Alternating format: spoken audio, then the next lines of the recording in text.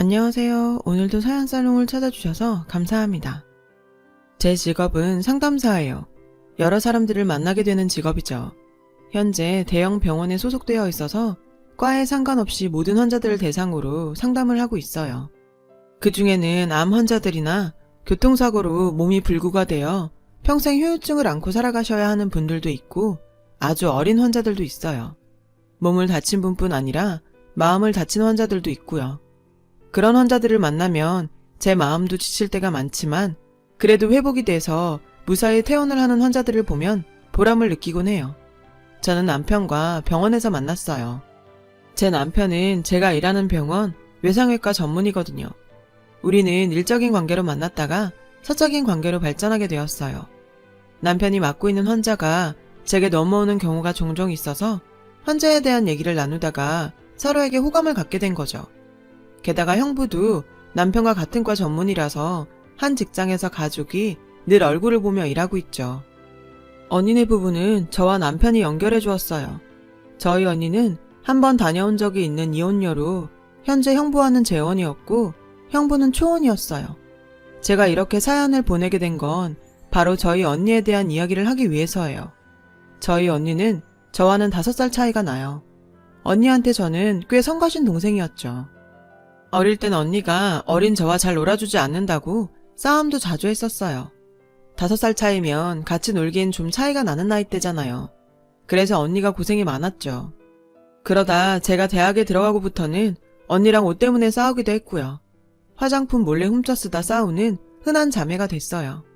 지금은 언니와 친구처럼 지낼 정도로 다정한 사이가 되었지만요.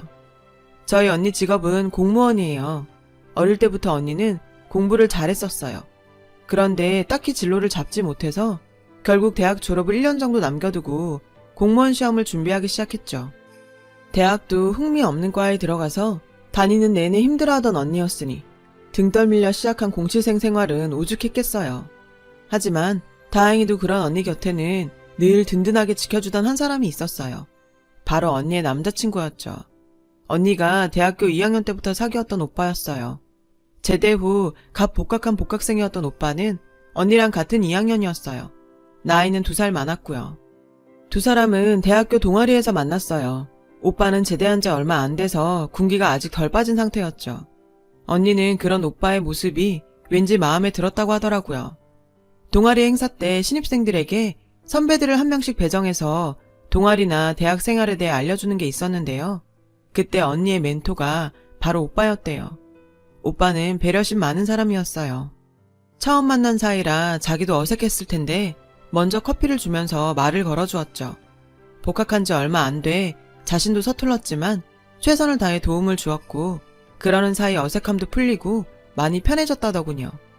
그 후로도 둘은 학교에서 자주 마주쳤고 선후배 사이로 좋은 관계를 유지하다가 오빠가 언니한테 고백을 했대요. 안 그래도 오빠한테 호감이 있던 언니는 그 고백을 받아들였죠. 두 사람이 사귄다는 소문은 학교 안에 금방 소문이 났어요. 예쁜 커플이라고 다들 칭찬이 많았죠. 제가 오빠를 처음 만난 건 두 사람이 사귀고 2년이 돼가던 시점이었어요. 당시 고3이던 저는 어느 날 야자를 마치고 집에 왔는데 언니가 쇼핑백 하나를 주더라고요. 안에는 꽤 비싸 보이는 지갑이 들어있었어요. 오빠가 수능을 앞둔 제게 준 선물이었죠. 얼굴도 한 번 못 본 저한테 선물까지 보내다니 고맙더라고요. 수능 시험이 끝나고 시험장 밖으로 나오는데 저 멀리서 언니가 손을 흔들며 저를 불렀어요. 옆에는 처음 보는 남자가 언니 손을 잡고 있었죠. 보자마자 언니가 사귀는 그 오빠라는 걸 알 수 있었어요. 언니와 오빠는 수능 보느라 고생했다며 저녁을 사주러 왔다고 했어요. 오빠는 환하게 웃는 모습이 정말 한눈에 봐도 선한 사람 같더라고요. 속으로 우리 언니가 완전히 복받았다고 생각했어요. 그날 셋이서 밥을 먹고 난 뒤로 저도 오빠랑 친해졌어요. 초조하게 합격자 결과 발표를 기다리는 동안 오빠는 종종 저를 불러서 데이트에 끼워주었죠. 그리고 대학 합격 통보를 받았을 때는 저보다 더 기뻐해 주었고요. 선물에 밥까지 사주면서요. 저는 다행히 성적이 잘 나와서 제가 원하던 대학 상담심리학과에 들어갔어요. 대학 생활을 시작하고는 언니랑 오빠를 만나서 노는 날이 현저히 줄어들었어요. 저는 대학 생활로 바빴고 언니는 공시 준비로, 오빠는 취업 준비로 서로 바빠서 셋이 뭉칠 시간이 거의 없었거든요. 언니는 대학 졸업 후 1년 뒤 공무원 시험에 합격했어요. 공부하느라고 고생이 많았던 걸 알고 있었기에 우리 가족은 언니의 합격 소식에 무척 기뻐했어요. 당시 오빠는 이미 취직해서 안정된 직장 생활을 하고 있었고요. 회사가 탄탄해서 연봉도 꽤 높았어요. 오빠는 언니 시험 뒷바라지까지 하며 언니 곁을 지킬 정도로 헌신적이었죠. 언니가 공무원이 되고 반년이 조금 넘었을 때 언니는 청혼을 받았어요. 청혼을 받은 날 언니는 오빠한테 받은 반지를 손에 끼고 정말 좋아했어요. 그 모습이 아직도 눈에 선해요. 결혼을 시키기엔 조금 이른 나이였지만 부모님도 오빠를 마음에 들어 하셨고 오빠네 부모님도 언니를 예쁘게 보셔서 결혼은 생각보다 빨리 진행이 되었어요. 다행이다 싶으면서도 서운하더라고요. 언니랑 떨어져 산다는 게 실감이 안 났거든요. 언니도 마음이 그리 편치만은 않았는지 결혼식 전날 저를 안아주면서 눈물을 보이더라고요. 그래도 제가 좋아하는 오빠랑 언니가 결혼을 하게 돼서 안심이 됐어요. 이런 형부라면 내 언니를 맡겨도 안심이 되겠다 싶었으니까요. 그만큼 오빠에 대한 믿음이 강했죠. 그렇게 언니는 결혼을 했고 모두가 부러워할 정도로 행복해 보였어요. 시댁 어른들도 좋은 분들이셔서 시집살이 걱정도 없었죠. 제가 봐도 정말 이상적인 결혼 생활이었어요. 언니가 결혼하고 저는 취업 준비를 했어요. 언니와 달리 목표하는 직업이 있었기 때문에 더 집중을 할 수 있었죠. 그리고 졸업한 후 운 좋게 바로 취직이 되었고 그 직장이 바로 현재 남편과 함께 일하고 있는 병원이에요. 실력보다 열정이 넘치던 사회초년생인 저는 정신없이 병원 생활에 적응하는 와중에 인연을 만나 연애를 시작했어요. 바로 지금의 제 남편과요. 남편은 당시 레지던트를 1년 차로 외상외과에 있었는데 제가 상담하는 환자에 관해서 면담을 하러 왔더라고요. 환자에 대해 이것저것 알려주고 제가 의사로서 어떻게 환자를 대해야 하는지 조언을 구하기도 했어요. 그렇게 몇 번 찾아오면서 자연스럽게 만나는 일이 늘어났고 그러면서 점점 남편한테 호감을 느끼게 되었죠. 환자를 대하는 진심이 느껴졌거든요. 남편은 바쁜 일과에 늘 다크서클을 달고 왔고 까치진 머리에 피 묻은 수술복을 입고 온 적도 있지만 환자를 대한 애정이 고스란히 느껴지는 사람이었어요. 그렇게 얼굴 보는 날이 늘어가면서 우리는 서로에게 많이 의지를 하게 됐고 그러다 연애를 시작하게 되었었죠.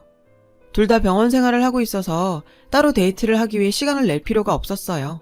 그건 참 좋았죠. 주위에서는 의사 남자친구를 얻었다고 봉잡았다고 하기도 했지만 사실 전 의사라는 직업이 마음에 들지 않았어요. 살인적인 업무 강도를 곁에서 보다 보면 의사고 뭐고 마음이 아팠거든요. 의사 가족들은 아마 공감하실 거예요. 사회적인 위치, 월급만 보면 더할 나위 없이 좋은 직업이지만 정작 의사들의 생활은 최악이거든요. 그래도 어떡하겠어요. 본인은 그 일이 좋다고 하는데요. 남편은 저희 언니랑 동갑이라서 저와는 5살 차이가 났어요. 그러다 보니 결혼 이야기가 빨리 나왔고 사귄 지 1년 반 정도 되었을 때 저희는 결혼을 하게 되었죠. 결혼 준비를 하는 동안 언니는 자기 결혼처럼 적극적으로 나서서 도와주었어요. 형부는 엄청난 축의금으로 마음을 전해주었고요. 정말 고마웠죠. 저는 언니가 결혼할 때 그렇게 해주지 못했으니까요. 부모님은 큰딸, 작은딸 모두 좋은 짝을 만나 살게 됐다고 좋아하셨어요. 그렇게 행복한 날이 지속될 줄 알았죠. 그날이 오기 전까지는요. 그날은 제가 결혼하고 1년이 조금 넘었을 때였어요. 상담을 마치고 막 퇴근 준비를 하던 참이었는데 엄마한테 전화가 왔어요. 받아보니 엄마 목소리가 격앙되어 있는 게 뭔가 문제가 생긴 것 같더라고요. 무슨 일 있냐고 물었더니 엄마는 갑자기 흐느껴 우시면서 언니가 라며 말을 잇지 못하시더라고요. 그 순간 뭔가 심상치 않은 일이 생겼다는 걸 알 수 있었어요. 저는 곧바로 친정으로 달려갔어요. 저를 보자 엄마는 울분을 토해내셨어요. 네 언니 어떡하니? 이렇게 뒤통수 맞을 줄 알았으면 결혼 안 시키는 건데. 엄마는 울먹이며 한숨을 푹푹 쉬셨어요. 그리고 언니 방에서 흐느끼는 소리가 들려왔죠. 엄마는 제 앞에 종이 뭉치를 내밀었어요. 몰래 찍은 사진들이었어요. 사진을 본 저는 제 눈을 의심할 수밖에 없었어요. 그토록 믿고 따랐던 형부의 외도 현장을 담은 사진이었거든요. 여자와 팔짱을 끼고 웃고 있고 손을 잡고 심지어는 볼에 입맞춤까지 하는 사진도 있었어요. 순간 배신감이 밀려오더군요. 한편으로는 믿고 싶지 않았어요. 언니가 연애할 때부터 봐왔던 형부의 모습이 산산이 부서지는 순간이었죠. 네 언니가 다 증거로 모아온 거야. 이상한 낌새 챈 게 몇 달 됐다더라. 그래도 아닐 거라고 생각했는데 한 달 전에 네 형부 핸드폰에서 여자랑 문자 온 거 보고 뒤를 밟았대. 형부의 외도로 온 집안이 충격에 빠졌고 언니는 방에 틀어박혀 식음을 전폐했죠. 저도 정신을 차릴 수 없을 정도니 언니는 우측했겠어요. 남편은 제 연락을 받고 병원에서 바로 달려왔어요. 유일하게 남편만이 이성을 차리고 저희 세 모녀를 이끌어 주었죠. 친정아빠는 무조건 이혼시킬 거라고 길길이 날뛰고 계셨고요. 처형 생각은 어떠세요? 하고 남편이 물으니 언니는 결심이 선듯 말했어요. 저 이혼할 거예요. 다른 건 몰라도 바람은 절대 용서 못해요. 그 말을 하면서도 언니는 하염없이 눈물을 흘렸어요. 저 역시 언니의 이혼에 동의했어요. 남편은 자기 일도 뒤로 밀어두고 언니의 이혼 담당할 로펌과 변호사를 알아봐 주었어요. 저는 월차까지 내며 언니와 함께 가정법원을 드나들어야 했고요. 이혼 기간 내내 형부는 네 라는 한마디로 자신의 모든 외도를 인정했고 최종 판결에서 나온 위자료도 이의 없이 그대로 지급하겠다고 하더군요. 그렇게 언니는 이혼을 하게 되었어요. 그렇게 오랜 시간을 누구보다 사랑했던 두 사람이 헤어지는 건 참 쉽고 빠르더라고요. 그래서 더 화가 났던 것 같아요. 행복했던 언니의 청춘이 이혼으로 얼룩져 버렸으니까요. 형부는 언니한테 그저 미안하다는 말만 남기고 법원을 떠났어요. 그 후로는 형부를 볼 수 없었어요. 그리고 이혼의 후유증은 그대로 언니 가슴에 상처로 남아버렸어요. 부모님은 언니가 살던 집을 처분하고 언니를 친정으로 불러들였어요. 내 새끼 혼자 뒀다가 무슨 일 생긴다시며 언니를 끼고 살겠다고 하셨죠. 저도 거의 매일 퇴근 후 친정에 들렀고요. 언니는 퇴근 후에 집에 오면 힘없이 누워있거나 밥도 잘 안 먹었어요. 살도 많이 빠져서 엄마가 많이 우셨죠. 저는 최선을 다해 언니를 예전의 모습으로 되돌리려고 노력했어요. 잡아 끌어서 바깥 산책도 데려가고 여기저기 데리고 나갔어요. 시간이 약이라는 말처럼 아주 조금씩 언니는 다시 기운을 내기 시작했죠. 언니가 이혼한 지 2년 정도 지나서 언니는 새 인연을 만나게 되었어요. 거기엔 남편과 저의 협공이 있었죠. 저를 만나러 병원에 찾아온 언니를 남편과 같은 과 선배가 보고는 마음에 들어 했거든요. 선배는 제 남편한테 저희 언니가 마음에 든다며 소개시켜 줄 수 있냐고 물었고 남편과 저는 그 말에 고민을 했어요. 그리고는 언니도 새 사랑을 할 자격이 있다고 판단해서 언니에게 얘기를 했죠. 언니는 여러 날을 고민했어요. 다시 상처를 받게 될까 두려웠던 거죠. 결국 부모님까지 나서서 언니를 설득했어요. 그 바람에 언니는 소개 자리에 나오게 되었죠. 남편은 선배한테 언니가 이혼녀라는 사실과 그 과정을 다 얘기해 주었고 선배는 자신이 모든 걸 감수하겠다며 언니를 만나겠다고 했다더군요. 선배는 꽤 속이 깊은 사람이었어요. 만남을 가진 뒤 선배는 언니한테 적극적으로 다가왔고 세심하게 언니를 배려해 주었어요. 그 모습에 처음엔 경계했던 언니도 점점 마음을 열게 되었죠. 그렇게 두 사람은 사귀게 되었어요. 그리고 사귄 지 9개월 정도 되었을 때 결혼을 하게 되었죠. 조금 이르지 않냐는 제 말에 언니가 그러더군요. 연애 오래 하고 결혼해도 이렇게 됐는데 기간이 무슨 상관이겠니? 언니의 그 말에 전 울컥했어요. 예전 형부와 함께했던 시간들이 떠올라 더 밉고 야속하더라고요. 두 번째 형부는 고목 같은 사람이었어요. 늘 언니를 감싸주고 배려해 주었죠. 나는 어차피 외상외과라 어디 나가 놀 짬도 없어. 라며 늘 언니 곁을 지켰어요. 저도 남편도 다행이라고 생각했죠. 언니는 새 가정을 꾸리고 과거의 상처를 전부 잊어가는 것처럼 보였어요. 그러던 어느 날이었죠.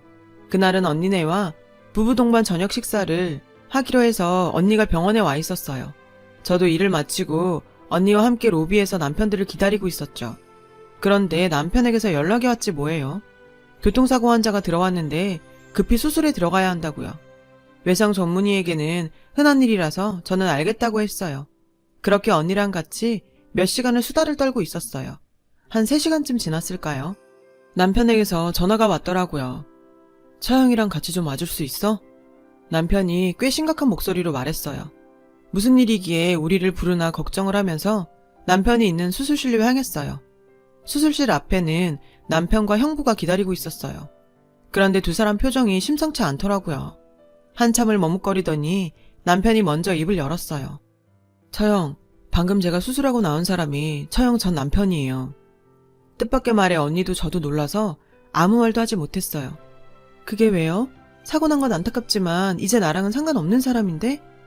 언니는 격양된 목소리로 대답했어요. 그러자 남편이 뭔가를 내밀었어요.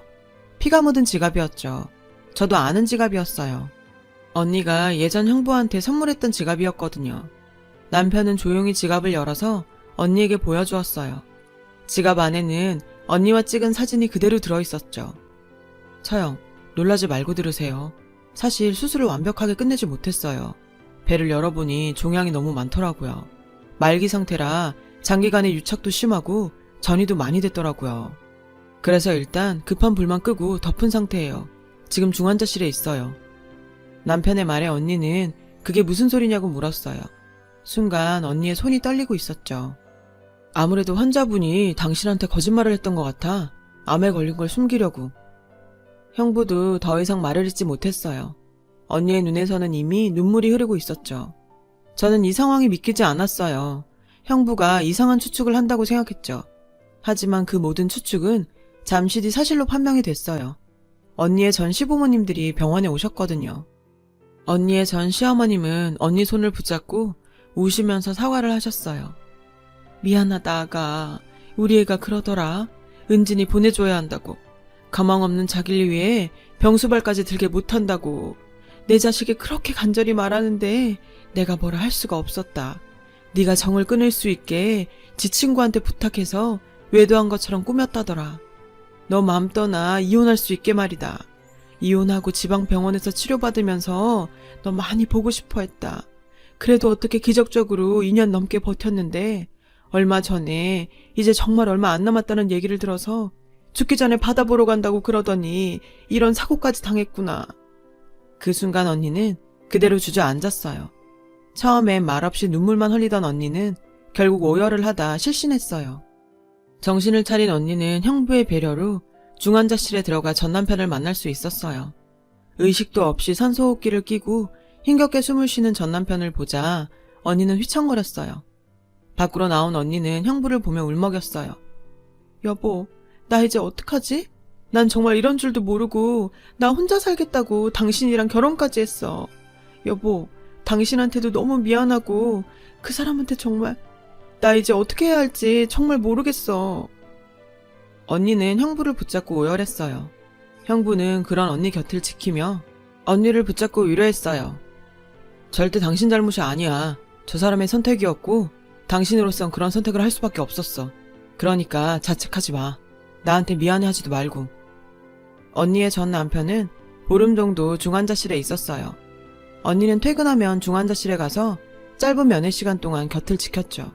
형부가 그러라고 했다더군요. 전 남편의 병상을 지키며 언니는 그동안 자신이 했던 생각들을 쏟아냈어요. 울기도 많이 울었고요. 왜 자기를 밀어냈냐며 자긴 그렇게 약하지 않다고, 너무 원망스럽고 또 미안하다고. 그렇게 보름을 지내다 전 형부는 결국 세상을 떠났어요. 장례가 끝나고 언니의 전 시부모님들이 저희 집을 찾아왔어요. 언니가 마지막 순간까지 곁에 있어줘서 당신 아들이 편하게 갔을 거라고요. 다시는 저희 언니를 찾지 않겠다는 약속도 하셨어요.